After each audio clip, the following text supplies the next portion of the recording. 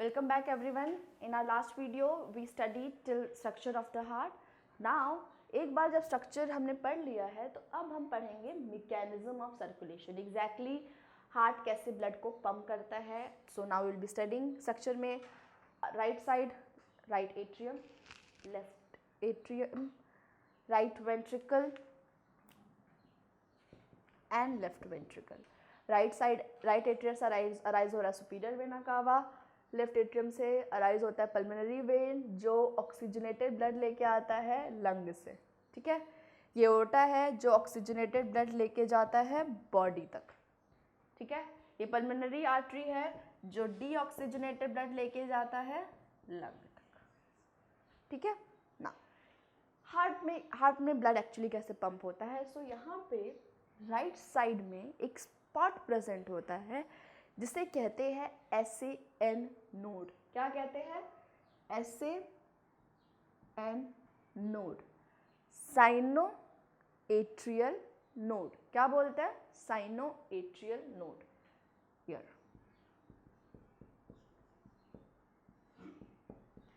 Cyano atrial node. ये जो SAN node है यही आपके हार्ट का क्या है? Pacemaker. It is pace maker of heart. Pacemaker मतलब आपका हार्ट कितनी बार बीट करेगा, कितनी बार वो ब्लड पंप करेगा, that is decide by this SAN node. It is pace maker of heart. It's important. Okay, so इस SAN node से इलेक्ट्रिक करंट जनरेट होता है. वो इलेक्ट्रिक करंट नोड यहाँ ट्रैवल करेगा टिल हियर सेप्टम से. इस नोड को बोलते हैं AV नोड. क्या बोलते हैं? AV node because it is present between the atria and ventricle. So SAN node से इलेक्ट्रिक करंट कहाँ ट्रैवल करता है? AV नोड तक. एक बार ये इलेक्ट्रिक करंट AV नोड में पहुंच जाता है, उसके बाद ये इस सेप्टम के बीच में ट्रैवल करता है. कहाँ ट्रैवल करेगा? सेप्टम के बीच में. तब इसे बोलते हैं बंडल ऑफ हिस.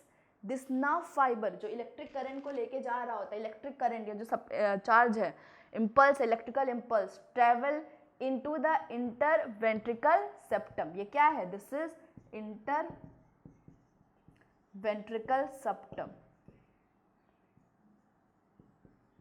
और ये जो इलेक्ट्रिकल इम्पल्स है when it travels through the interventricular septum, so this is known as bundle of His. क्या बोलते हैं? Bundle of His. उसके बाद ये जो बंडल ऑफ हिस है दो पार्ट में डिवाइड हो जाएगा ऐसे, और ये स्प्रेड हो जाएगा थ्रू आउट लोअर चैम्बर में ऐसे. अब इसे क्या बोलते हैं? This is known as Purkinje fibre. Scientist ने डिस्कवर किया था, उनके नाम पे ये पड़ा है परकिंजे फाइबर्स. ठीक है, तो इलेक्ट्रिक करंट कहाँ से जनरेट हुआ? SAN नोड से. SAN नोड में जब इलेक्ट्रिक करंट जनरेट होता है और वो AV नोड तक ट्रेवल करता है, उस टाइम पे उस इलेक्ट्रिकल इम्पल्स की वजह से हार्ट में पोलराइजेशन एंड डीपोलराइजेशन होता है, जिसकी वजह से मसल कॉन्ट्रैक्शन होगा. अब ये पोलराइजेशन एंड डीपोलराइजेशन का जो कंसेप्ट है you will be studying in the 11th standard, how muscle contraction takes place and nerve impulse का जो ट्रांसमिशन होता है उसमें.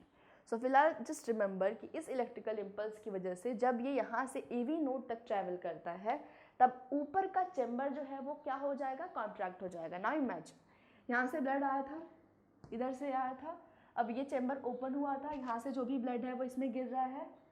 जब ये कॉन्ट्रैक्ट होगा, इसमें ऑलरेडी ब्लड प्रेजेंट है राइट वेंट्रिकल में और लेफ्ट वेंट्रिकल में पहले से ही ब्लड प्रेजेंट है, और जब ये कॉन्ट्रैक्ट होगा तो इसमें का जो ब्लड है वो सारा का सारा यहाँ पे पूरा नीचे आ जाता है. तो अमाउंट ऑफ जो ब्लड है वो क्या हो जाएगा? इसमें ज़्यादा हो जाएगा.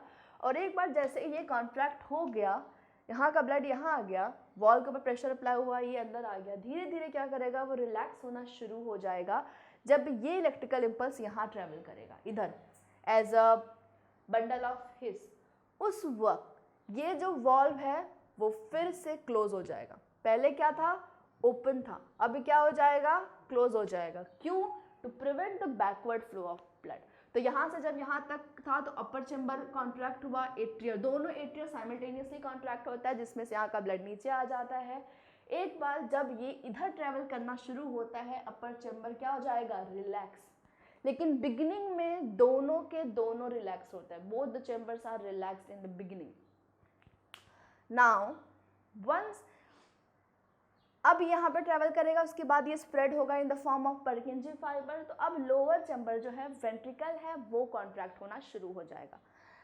जब वेंट्रिकल कॉन्ट्रैक्ट होता है ऐसे, तो यहाँ पे जैसे यहाँ पे वॉल्व है, ये कॉन्ट्रैक्ट होना शुरू हुआ, वॉल्व के ऊपर प्रेशर आया, वॉल्व ओपन हो गया।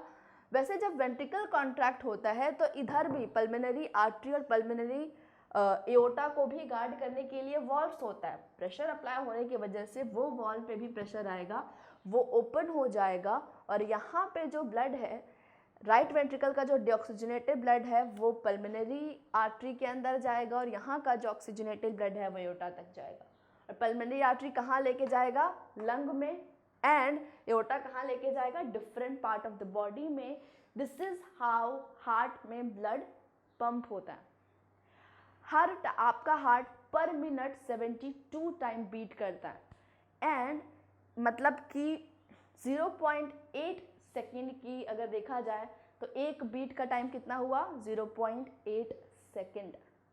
ब्लड कितना पंप होता है, रफली इन 1 minute there are I think 5000 या 5 लीटर ऑफ ब्लड पर मिनट आपकी बॉडी सर्कुलेट करती है। तो इस 5 लीटर को जब आप 72 टाइम से डिवाइड कर देंगे तो जितना भी अमाउंट ऑफ ब्लड होगा पर बीटिंग, आपका हार्ट उतना ब्लड पंप करता है। ओके, सो रफली आपका हार्ट 1 मिनट में कितना पूरा ब्लड सर्कुलेट कर देता है, 5 लीटर, जो रफली आपके टोटल अमाउंट ऑफ ब्लड है आपकी बॉडी में। Okay, so I hope I am very much clear कि हार्ट में सर्कुलेशन का जो मैकेनिज्म है वो कैसा होता है। Start from SN node, AV node तक ट्रेवल करेगा, अपर चेम्बर कॉन्ट्रैक्ट करेगा, उसके बाद एक कॉन्ट्रैक्ट करेगा, ये दोनों वॉल्व ओपन हो जाएगा, यहाँ का ब्लड नीचे आ जाएगा। डन। उसके बाद ये जो इलेक्ट्रिकल इम्पल्स है वो ट्रैवल करता है इस सेप्टम में, तब उसे कहते हैं बंडल ऑफ हिस। 2 पार्ट में डिवाइड हो जाएगा, तब उसे कहेंगे परकिंजी फाइबर। एंड अब ये यहाँ तक ट्रैवल हो गया, अब ये कॉन्ट्रैक्ट होगा, वो रिलैक्स हो जाएगा जब। Okay, so this is mechanism of heartbeat. Now हमारा जो नेक्स्ट टॉपिक है वो है डबल सर्कुलेशन। नाउ अभी देखो, यहीं पे I will explain it right here. It's very easy, very simple. ये है हार्ट, ये इसका right side, left atrium, right atrium, right ventricle, left ventricle, और ये है हमारा लंग में यहाँ सब ब्लड वेसल है, और ये है हमारी बॉडी। ठीक है, यहाँ से कौन आता है, एओर्टा। ये क्या है, एओर्टा। कैसा ब्लड लेके आता है, ऑक्सीजनेटेड ब्लड।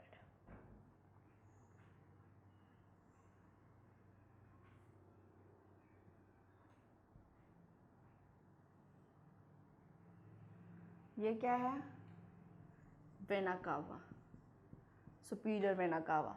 कैसा ब्लड लेके जाएगा, ऑक्सीजनेटेड ब्लड। ठीक है ना।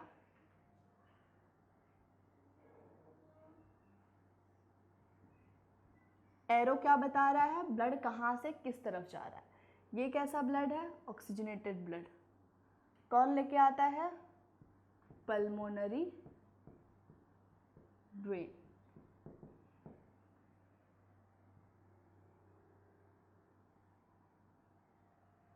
ना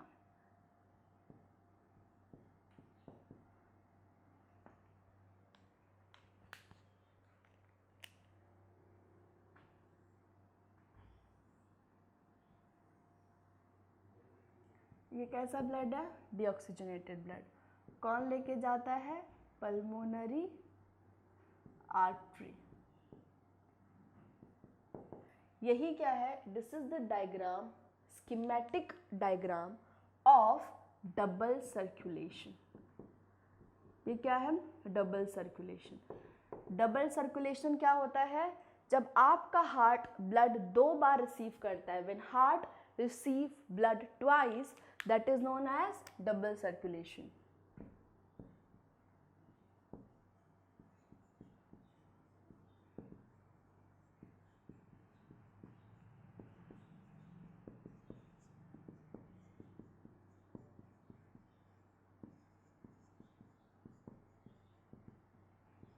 ओके, ट्वाइस कैसे, एक बार डीऑक्सीजनेटेड ब्लड रिसीव करता है,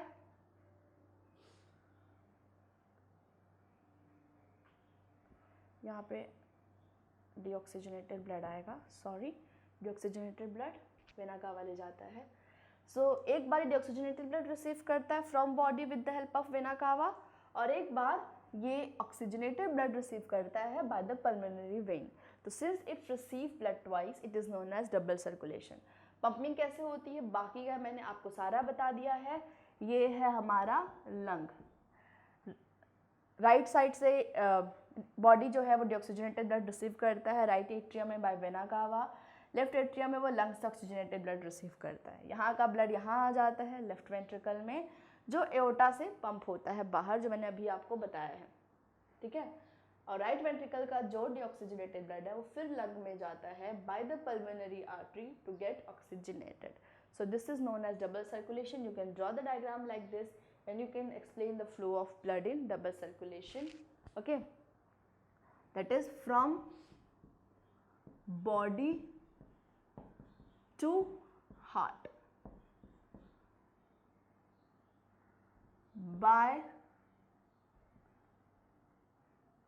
vena cava in right atrium. ठीक है,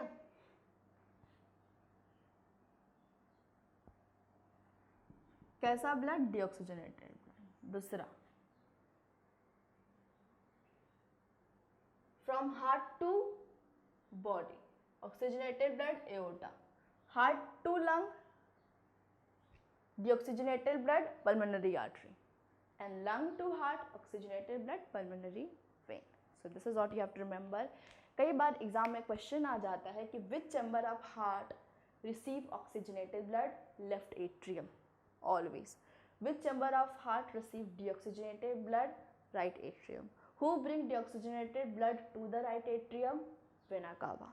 विच chamber of heart pumps oxygenated blood to the body, receive नहीं, पंप कौन करता है, left ventricle. Which artery carry blood, oxygenated blood to the body, aorta. It is the largest artery. So please remember all these questions. Which blood vessel bring oxygenated blood to the left atrium, pulmonary vein. So here we finish. Now one more topic is remaining, that is blood vessels and blood pressure, which we'll be studying in the next class. Thank you.